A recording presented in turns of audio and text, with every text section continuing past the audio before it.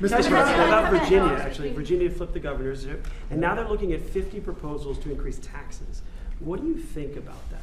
Well, I think it's terrible. I think a lot of people will leave Virginia. I saw that. Look, Glenn was a friend of mine, Glenn Youngkin, and worked so hard on cutting taxes. This woman came in, and in one swoop, she raised everything up higher than it ever was. I don't understand it. I mean, people voted for Democrat, but she came in and she raised, and I'll work with her like I work with everyone else, but she came into Virginia, raised everything to a point like taxes that nobody ever even heard of before.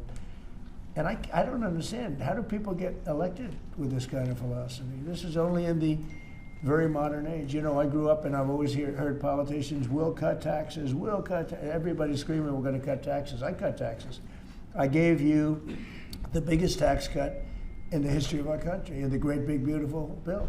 No tax on tips, no tax on Social Security, no tax on overtime. Interest deductions, Roger, when somebody buys a car, they can deduct the interest if they borrow money. That's the biggest thing in terms of the car business, right? American-made ones. Correct.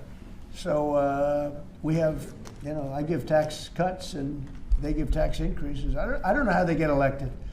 They get elected because they cheat. You want to know the truth? If they didn't cheat, they'd have no chance. They have horrible policy. Transgender for everyone. They have the little thing about open borders so that the world's prison population and mental hospitals can be emptied into our country. It's just a crazy. Men playing in women's sports. Roger, are you a fan of men playing in women's sports? Only as a bettor. If you'd like to bet. You're not a big fan. I don't think so. I don't want to get him in trouble, but I think he joins in 99%. They say it's an 80-20 issue. I think it's maybe 99. It's 99-1.